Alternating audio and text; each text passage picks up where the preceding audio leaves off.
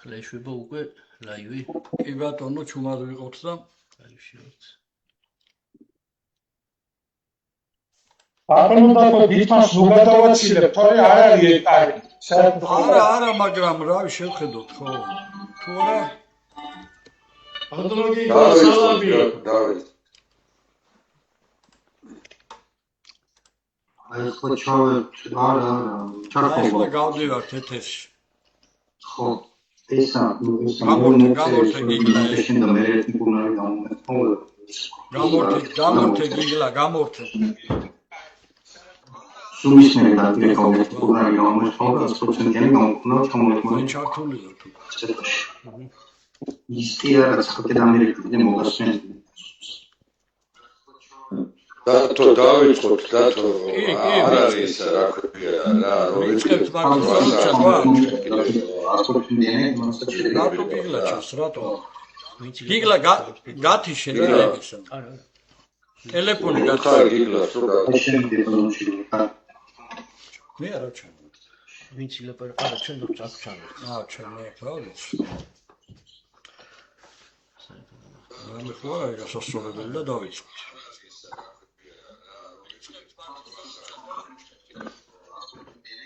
საღამო მშვიდობისა. ძვირფასო მეგობრებო, ჩანო არ დაბე გადაამოწმეთ.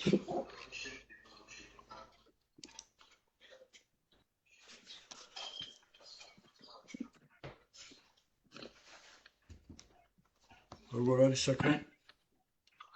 ცოტა გვიანმედი სიგნალი რამდენი. ხო, პირველი ტესტ გადაცემა შეიძლება პატარა რაღაც ხარვეზი იყოს, მაგრამ არაუშავს. მიესალმები ჩვენს საზოგადოებას, ჩვენს მხარდამჭერებს, ჩვენს მაყურებლებს. მინდა მოგილოცოთ, რომ ეს არის პირველი ტესტ გადაცემა ქართველთა გაერთიანების სტუდიიდან.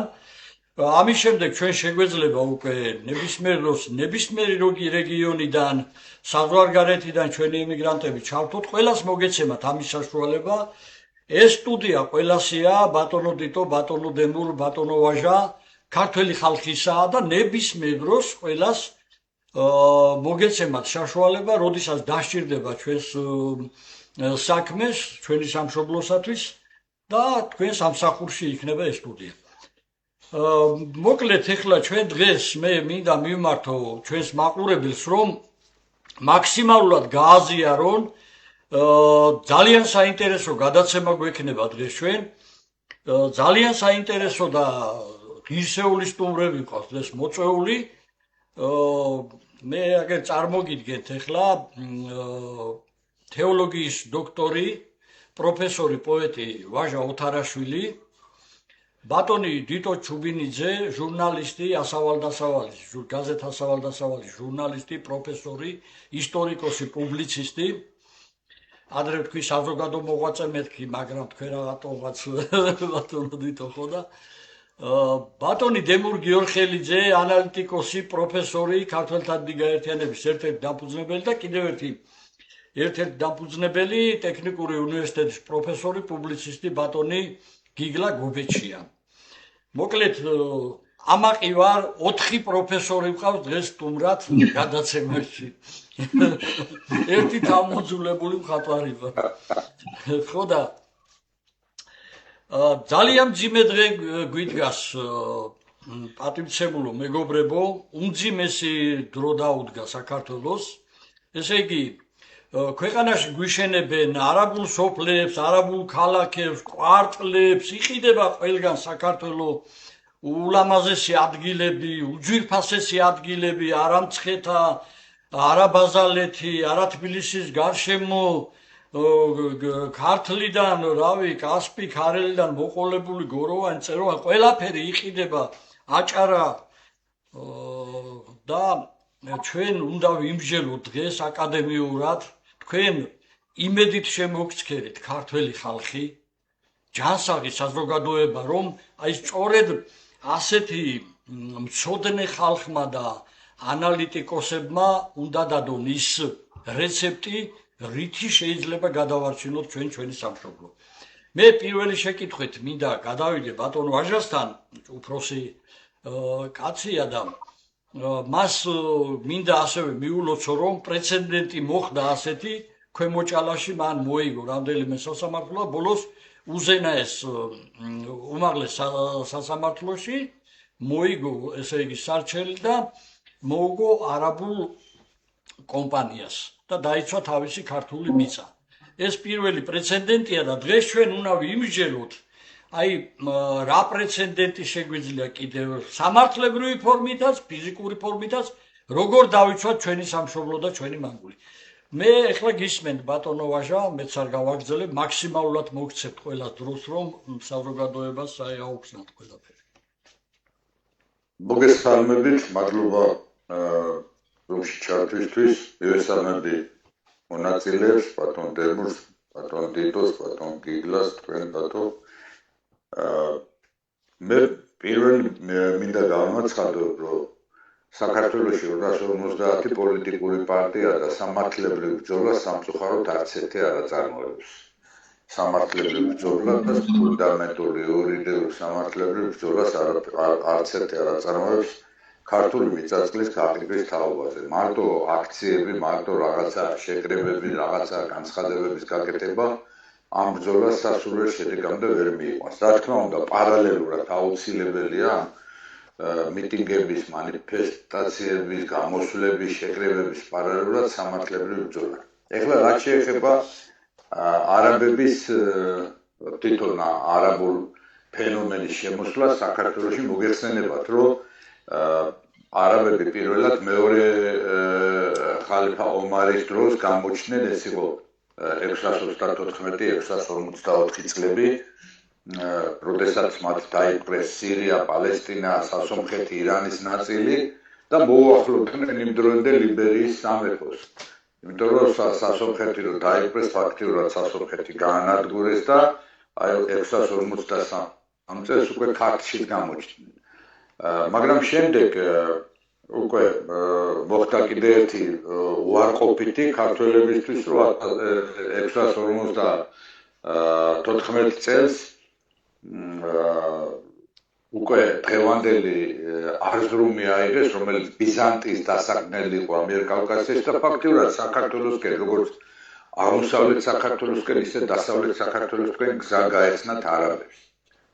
აი ეს საშიშროება დაიწყო სწორედ მე-7 საუკუნის პირველი ნახევრიდან და მე მოხდა ესეთი ამბავი, რომ თვითონ არაბეთის ხალიფატში აიშალნენ შიგნით 657-57 წლებში და აღარ ეცალათ იმ მომენტში რამდენიმე წელი საქართველოსთვის, ხოლო შემდეგ დაიწყო ისევ შემოსევათა მთელი კასკადი და მოგეხსენებათ, რომ საქართველოში ალბათ ერთ-ერთ შავი ფურცელი საქართველოს ისტორიაში არის მურვანყრუს შემოსევები, მოგეხსენებათ, რომ მურვანყრუ 723 წლიდან უკვე შემოდის საქართველოში და მსგავსი სისხლიანი კალოები ალბათ არც ერთ დამპყრობელს არ მოუტანია საქართველოსთვის, რაც მურვანყრუმ შეძლო. მე ამას მოსდევს ისევ 786 წელს უკვე აბოტფილელის წამება, ეს აღწერილია ჩვენთან ლიტერატურაში. უდიდესი ტირანული მეთოდები ჰქონდათ არაბებს საქართველოს დამორჩილების, როგორც ადამიანთა გაწყვეტისა, ისე ხარკისა. აი მაგალითად მატიანიდან ცნობილია, რომ მარტო კახეთიდან მაგალითად ყოველწლიურად 3000 ფაშადი ცხენი უნდა წაეყვანა და 20000 ცხვარი. აი მატიანეში არაბული წყაროდან ვიძახი მე ხლა რაღაცა ფანტაზია არავის არ ეგონოს. ამდენად უმძიმესი უღელი აწვა საქართველოს. ერთადერთი ეს ძალიან კარგად არის სხვათა შორის აღწერილი ბატონ ჩვენს დიდ ისტორიის მამას ივანე ჯავახიშვილს, ქართველი ფეოდალი აზნაური თუ გლეხი, ესე იგი თავგანწირვით იბრძოდა, რომ არაბი არ დასახლებულიყო ქართულ მიწაზე. აი ეს წითელი ზოლივით გასდრეს ჩვენი ისტორიის მატიანეს. ესე იგი აი თითოეული გოჯი მიწაწყლისთვის, ამ მართლა სისხლით მორწყული მიწაწყლისთვის თავგანწირვით იბრძვიან ჩვენი წინაპრები რა. ეხლა ბუნებრივი ამას ერთვის კიდე ის რომ ვთქვათ არაბეთის ამირები ვთქვათ იგივე ამირა საჰაკი რომელიც თბილისში იჯდა ხო ну ისე გაძლიერდა და ისე გაზულუქდა და გაორდა რომ აღარ ემორჩილებოდა ცენტრს დღევანდელი ტერმინებით რომ ვთქვათ და ბუღათურკი გამოგზავნეს 853 წელს რომელმაც არა მარტო ამირა საჰაკი დასაჯა სიკვდილით არამედ გადაბუგა მთლიანად დედაქალაქი მას ეზიზღებოდა ლამაზი შენობები კიდევ ერთხელ მეორე იქაური არაბული ისტორიეთა ჩანაწერებიდან გამომდინარე და 50,000-ზე მეტი ქართველი სიკვდილით დასაჯეს იმ დროიდან თბილისში. წარმოედგინეთ თქვენ ეს ხდება არა რაღაცა საუკუნის განმავლობაში, არადა ერთ წელს, აი 853 წელს დედაქალაქ თბილისში 50,000 ქართველი სიკვდილით დასაჯეს. აი ესეთი სისხლის კალოები ტრიალებს იმ დროიდან საქართველოში მიუხედავად იმისა რომ ვთქვათ ეხლა მე მაინც პოეტი ვარ და შეიძლება ხაზი არ გავუსვარო იმ დროს ვთქვათ ჩვენი ცნობილი ხელოვანები შემოქმედები იოანე სასულიერო პირები იოანე მინჩხი იოანე ზოსიმე ეს ყველანი მოღვაწეობენ იმ პერიოდში ხო მაგრამ ფაქტიურად განადგურებულია ვთქვათ იგივე მიქაელ მოდრეკილის განადგურეს ქართული სულიერება ქართული კულტურა აი გადაწყვეს გადაბუგეს ტყეები შენობები ეკლესია მონასტრები და ნუ მე როდის იგივე აშოტ კურაპალატის დავით ბაგრატიონის მე დავით აღმაშენებლის დროს ნელ-ნელა უკვე ფეხზე დგება საქართველოს და აი დავით აღმაშენებელი უკვე 1110 წლიდან უკვე ჯერ სამშვილდეს იღებს მე უკვე 1115 წელს რუსთავს იმ რუსთავს რომელსაც ახლა არაბებს ვაძლევთ სამწუხაროდ და მე უკვე 1118 წელს გადადის ჩრდილოეთ კავკასიაში რომ ყივჩაღები გამოიყვანოს მაგრამ ოსები როგორც წესი მოღალატეობენ და რუსები ყივჩაღების გადმოყვანას და ოფერსაც დაამარცხებს და აღმაშენებელი გაანადგურებს მათ აჯანყებულებს და უკვე 1121 წელს თქვენთვის ცნობილი დიდგორი და თურქ-სელჩუკთა კოალიციურ ლაშქარზე გამარჯვება და ეს აქ კიდევ ერთი ხაზგასასმელია რომ 786 წელს არაბები და ბიზანტიელები ზავსდებენ ერთმანეთში და ზავის პირობებია რომ ესე იგი ხარკი რომელსაც უდიდეს ხარკს იღებდნენ არაბები ქართული თუ კვიპროსიდან თუ პალესტინიდან თუ სირიიდან და ეს ხარკს იყოფენ შუაზე ბიზანტიელები და არაბები ეს ფაქტიურად ეს შავი ტალღა ანადგურებს მთლიანად საქართველოს ანუ მე რა მინდა ამით თქვა მენტალურად ხო აი ეს მტერი აბსოლუტურად 180 გრადუსით განსხვავდება ქართველებისგან ეხლა ქართველებს მტრობდნენ ბიზანტიელების მოგეხსენებათ იქ არაერთი შეჯახება იყო ბიზანტიას და იბერიის სამეფოს შორის მაგრამ ასე თუ ისე ბიზანტიას ქრისტიანული სახელმწიფო იყო და მაგრამ აი არაბული სახელმწიფოს ეს შავი ჭირი მართლა შავი ლაქასავით დევს ჩვენს ისტორიაში ეს რო არ გავიხსენოთ არ შეიძლება და ეხლა რატო ვიხსენებ მე ამას ყველაზე ძვირფას მე შემთხვევით არ ვახსენე ქართული მიწაწყალი ხა მე აი ისტორიულ პარალელს იმიტომ რომ აქ ახლა ბატონი დემური იქნება ბატონი გიგლა ბატონი თითო ისაუბრებენ პოლიტიკურ ვითარებაზე და მე აი უბრალოდ წინ მინდა წამოვწირო ეს მომენტი რომ მიწასთან დაკავშირებით არის ყველაზე მძაფრი ბრძოლები აი ფეოდალები იგივე ეს ერისთავი